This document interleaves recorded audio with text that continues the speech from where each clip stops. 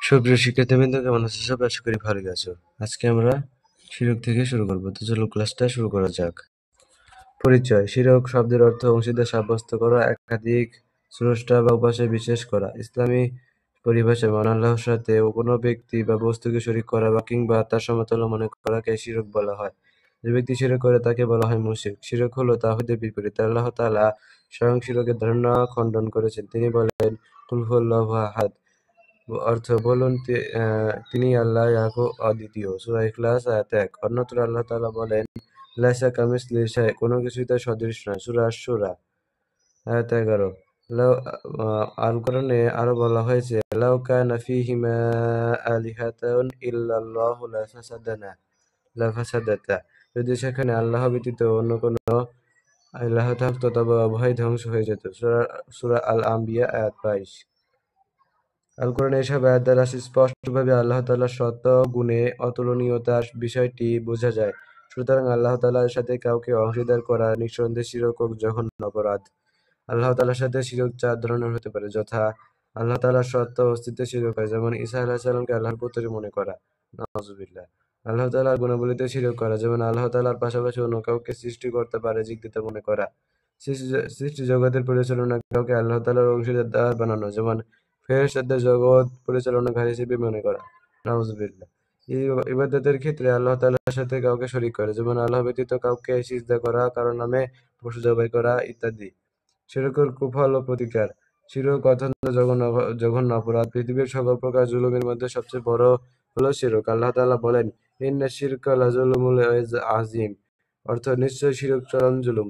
সূরা লোকমান আয়াত ১৩। বস্তুত আল্লাহ তাআলাই আমাদের স্রষ্টা ও প্রতিপালক, তার প্রদত্ত নিয়ামতি আমরা ভোগ করি। এরপরও যদি কেউ আল্লাহ তাআলার সাথে কাউকে অংশীদার স্থাপন করে, তবে তা অপেক্ষা বড় জুলুম আর কি হতে পারে। আল্লাহ তাআলার মুশরিকদের প্রতি খুবই অসন্তুষ্ট। তিনি অপার ক্ষমাশীল ও অসীম দয়াময় হওয়া সত্ত্বেও শিরকের অপরাধ ক্ষমা করেন না। আল্লাহ তাআলা বলেন, ইন্নাল্লাহা লা ইয়াগফিরু আইয়ুশরিকা বিহি ওয়া ইয়াগফিরু মা দুনা যালিকা লিমান ইয়াশা। নিশ্চয়ই আল্লাহ তার সাথে শিরক করার অপরাধ ক্ষমা করেন না। এতদ্ব্যতীত যেকোনো পাপ যাকে ইচ্ছা ক্ষমা করেন। সূরা আন-নিসা আয়াত ৪৮। বস্তুত আল্লাহ তাআলার দয়া, ক্ষমা ও রহমত ব্যতীত দুনিয়া ও আখিরাতের কল্যাণ লাভ করা কোনো ক্রমেই সম্ভব নয়। পরকালে মুশরিকদের জন্য রয়েছে যন্ত্রণার শাস্তি। আল কোরআনে স্পষ্টভাবে বর্ণনা করা হয়েছে, ইন্নাহু মাইয়ুশরিক বিল্লাহি ফাকাদ হারামাল্লাহু আলাইহিল জান্নাতা ওয়া মাওয়াহুন নার। যে ব্যক্তি আল্লাহর সাথে শিরক করে, আল্লাহ তার জন্য অবশ্যই জান্নাত হারাম করে দেবেন এবং তার আবাস জাহান্নাম। সূরা আল মাইদা আয়াত ৭২। প্রকৃতপক্ষে শিরক ক্ষমার অযোগ্য অপরাধ। এরূপ কাজ থেকে সকলেরই সদা সর্বদা সতর্ক থাকতে হবে। ভুলক্রমে আল্লাহ তাআলার সাথে শিরক করে ফেললে তার সাথে সাথে পুনরায় ঈমান আনতে হবে। অতঃপর বিশুদ্ধ অন্তরে তওবা করে আল্লাহর নিকট ক্ষমা প্রার্থনা করতে হবে। সাথে ভবিষ্যতে এরূপ পাপ না করার শপথ গ্রহণ করতে হবে।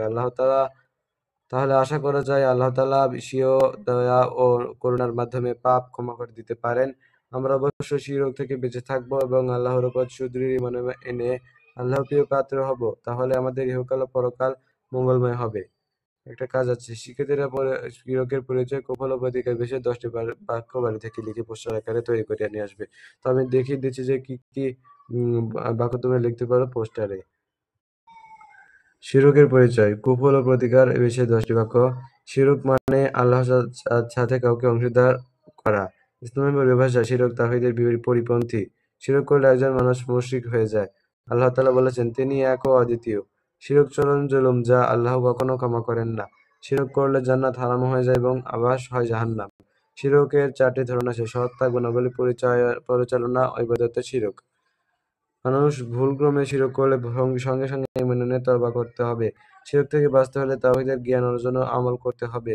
আমাদের ইহকাল ও পরকাল দুনিয়া সুন্দর করতে হলে শিরক থেকে বাঁচতে হবে। আজকের ক্লাসটা এই পর্যন্ত। পরবর্তীতে আমরা পার্ট ৮ থেকে শুরু করব। তো আমার ভিডিওগুলো ভালো থাকলে আমার চ্যানেলটা সাবস্ক্রাইব করে আমার সাথেই থাকবে। ধন্যবাদ সবাইকে।